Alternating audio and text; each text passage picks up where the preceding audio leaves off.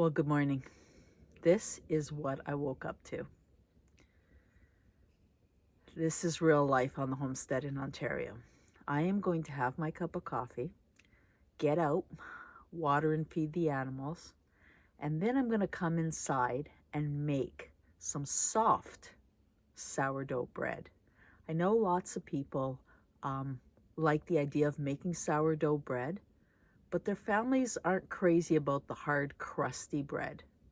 Well, I have a recipe for some soft sandwich type bread from your sourdough starter, and your family will love it. So join me inside later on today.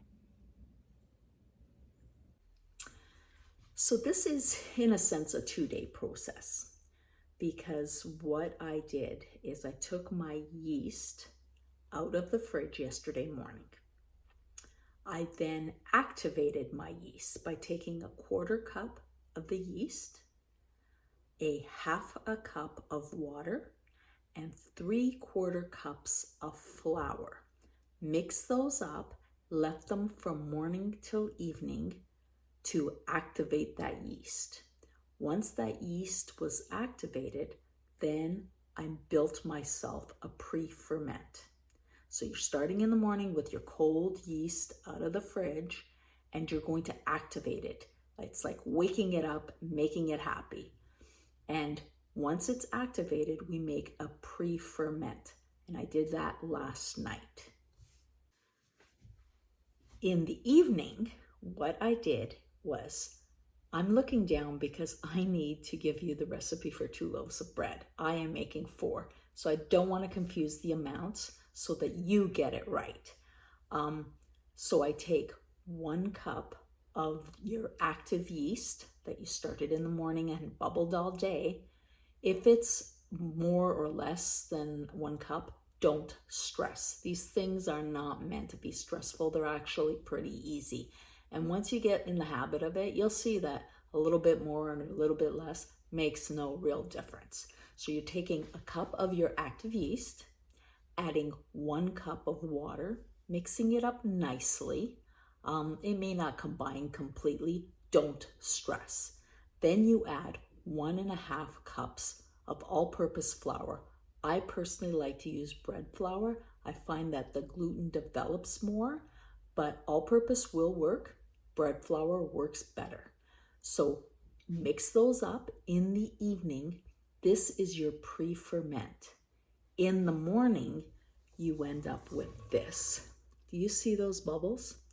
Remember, I have a double batch here making 4 loaves of bread, but you see how active that is?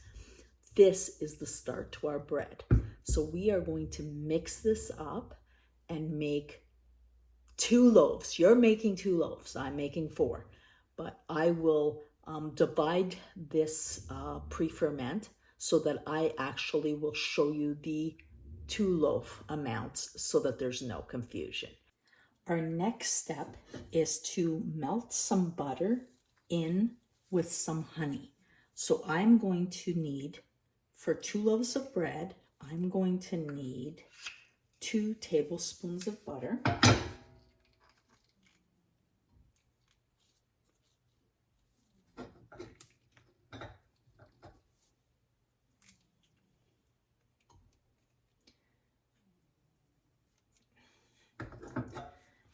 I'm going to do 2 tablespoons of honey, and I'm just gonna melt this very slowly.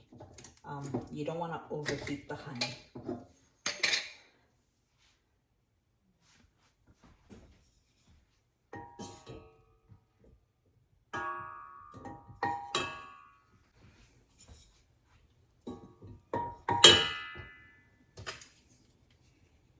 This is our raw unpasteurized honey. Just get that in there.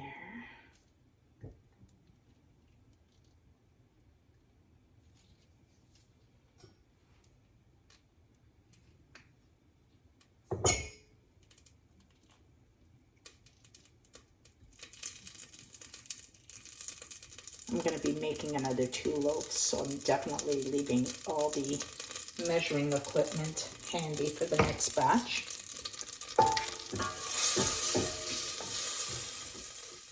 lower that temperature a little bit.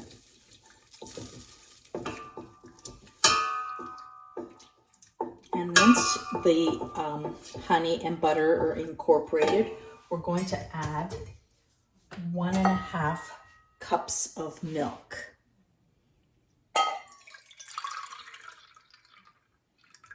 This is my 2-cup measure, so it's 1.5 cups of milk. And I'm just going to bring this up to 100 degrees Fahrenheit.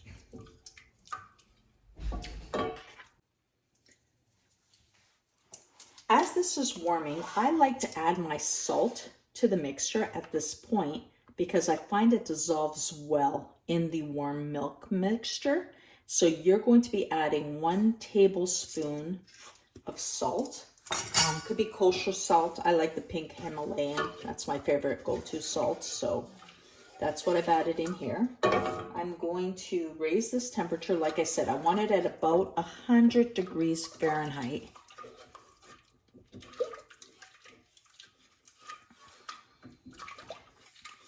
I'm going to see if I can get myself a thermometer.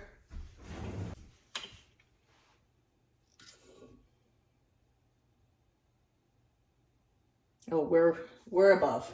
We're at 108, so I'm actually going to have to let this just cool down a bit. And that happens. But do you see me stressing? Absolutely not.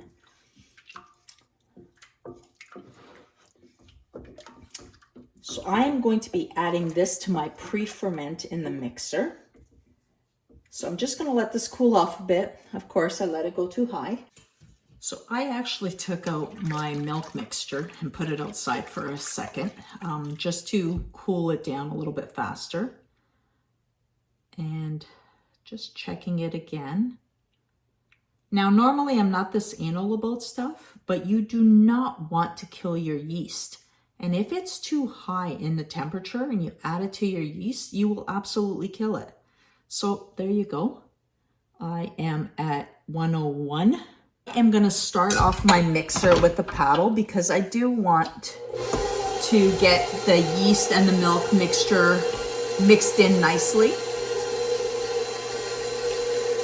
But as I add the flour, I'm going to use the dough hook.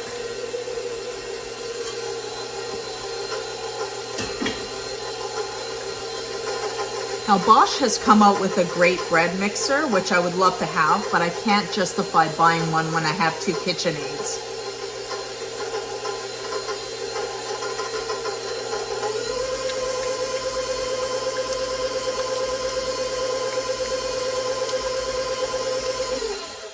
So that's mixed plenty.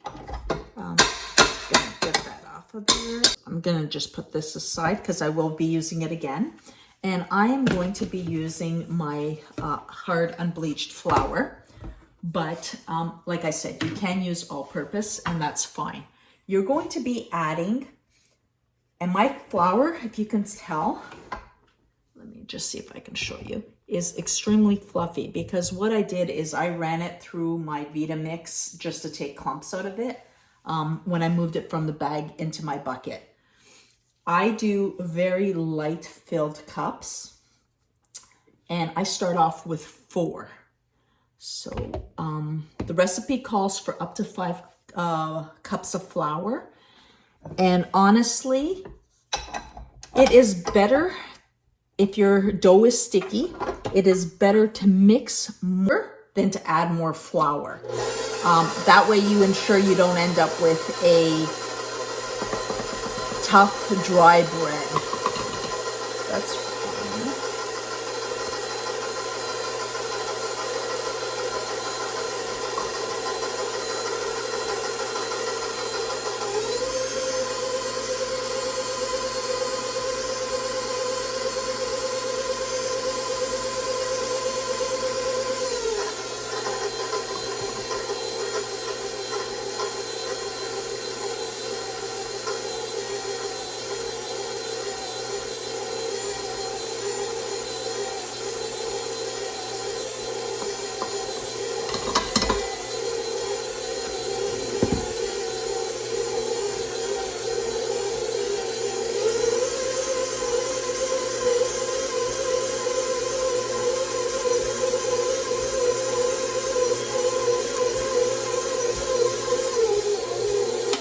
I am going to mix this for a good 10 minutes and check how sticky the dough is at that point.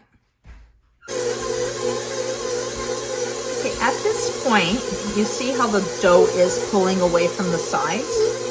I am going to shut this off, let it rest for 10 minutes, and after 10 minutes, I will come back and knead it another 10 to 15 minutes. The idea is to get the gluten working without adding more flour. So we're gonna let it rest, mix it again. It's the same as kneading. If you're kneading this by hand, it will take you 15 to 20 minutes. But let's let it rest for 10 minutes and then knead some more. As you can see, the dough is now pulled away from the bowl. I am just gonna do a quick stretch test and see how we're doing for elasticity.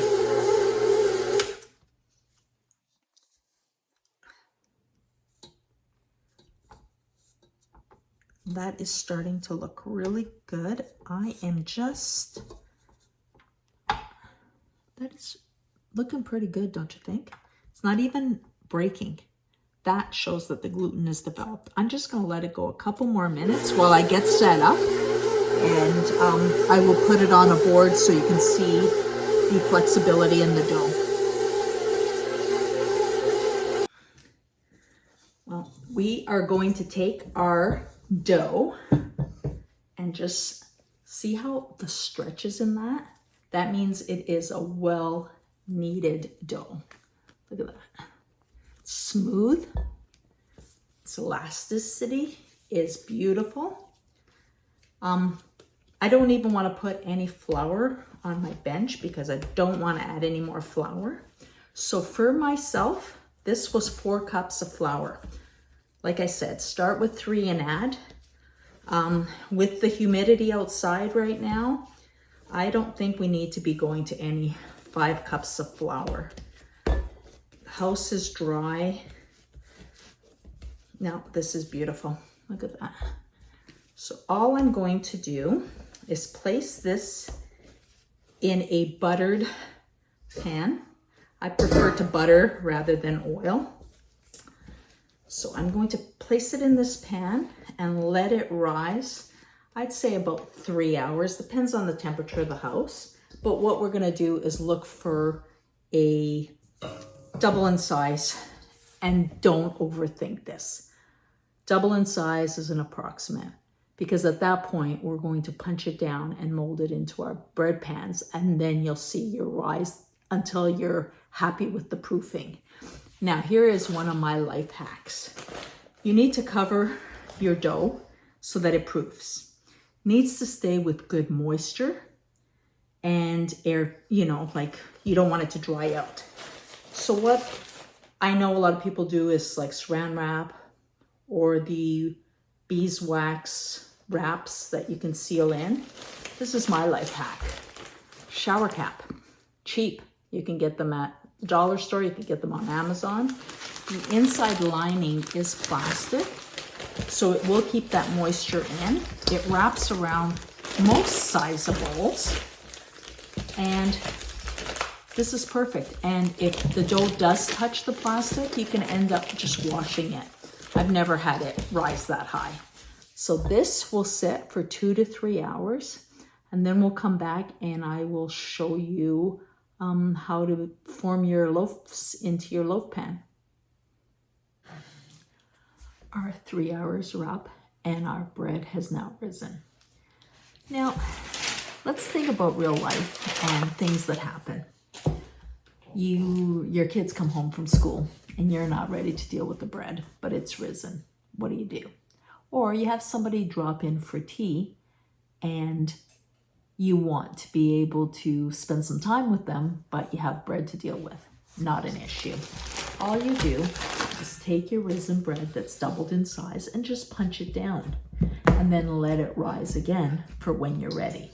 Now I'm ready now. So look how beautiful this is. Just put it down so you can see exactly what I'm talking about. Oh, there we go. So we have a beautiful, beautiful piece of bread. It's ready to It's not bread yet, it's still dough. So we're just gonna roll this up, and I am gonna divide this into 2 equal pieces for the 2 loaves of bread. And I'm eyeballing this, there's no reason to have to measure. Look at that. I don't even need to oil my surface because look how beautiful the texture is here. Now I am going to flatten this out and then create like a triangle. Find this works best. Take one of the corners, come on over, take the 2 ends, and then roll towards the other tip. Just find this makes a really nice tight loaf. See that again? Take your dough, press it out. This dough feels really, really smooth. Take the corner, make a triangle. Get that out of the way so you can see it. Take the 2 little corners in, roll, and it's nice and tight. Now what I do is I butter my loaf pans. Just grab some butter here. And yeah, I use my fingers. My hands are, of course, they're washed because I'm dealing with bread. Let's grease it nicely. Like I said before, I prefer to use butter than any cooking sprays or oils. And then to this, what I do is I take a piece of parchment paper. I get the pre-cut ones to fit my pans. I just find they work really well. I divide it in half. And then I place it in my pan sideways. So I actually am doing one side meeting the top. I just find this really helps get the bread out of the pan when you need it to without any stress. And then I just cut off the excess. Take my loaf and I'm placing it in the pan. It's hard to get this going. So what I find works really well is you place this in your oven and just put a little cup of water inside and turn on your oven light and create a proofer in there.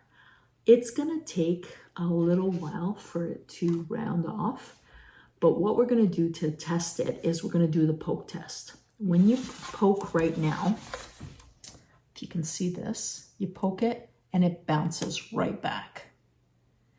When it's proofed, you poke it and the indentation stays. That means your bread is proofed and it's ready to go.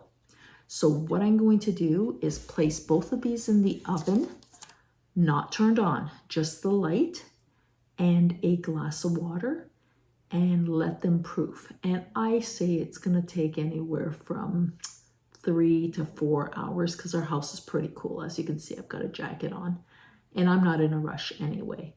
Bread, don't ever be a slave to your bread. You are doing this with time, without stress.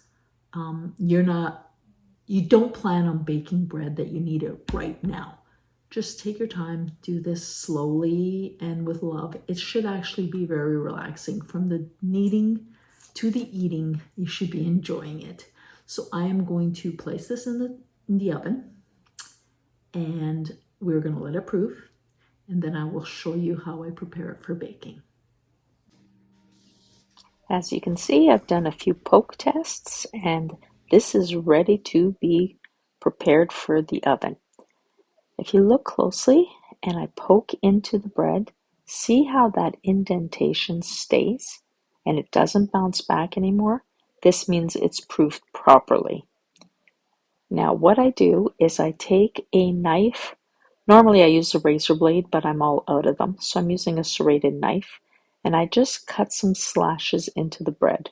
The reason I do this is I want to control how the bread rises as it bakes. I don't want it to like crack and split in awkward spots. Just looks prettier. And of course, I was doing a double batch, so here are my 4 loaves, and don't they look beautiful? Look at that. This is going to go into a 475-degree oven for a total of 20 minutes. After 20 minutes, I rotate all my loaves and I lower the temperature to 450. I want to make sure that they're cooking evenly.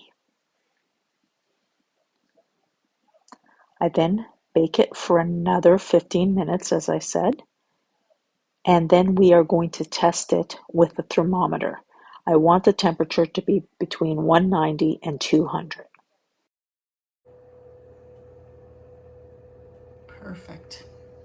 Just gorgeous. I'm going to take them out of their pans and brush them with butter to ensure that they stay nice and soft.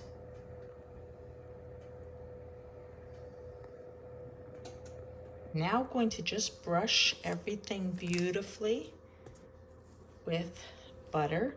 And what this does is it ensures that the crust stays moist. Not everybody likes crusty bread at our house. So this way, we have a nice texture. This is perfect sandwich bread. I hope you try these. You will not be disappointed. You seriously didn't think I was going to not show you how this bread looks inside. Look at how gorgeous it is. And there's a reason that kids love this bread. Look at this. Look at this. Can you smell it?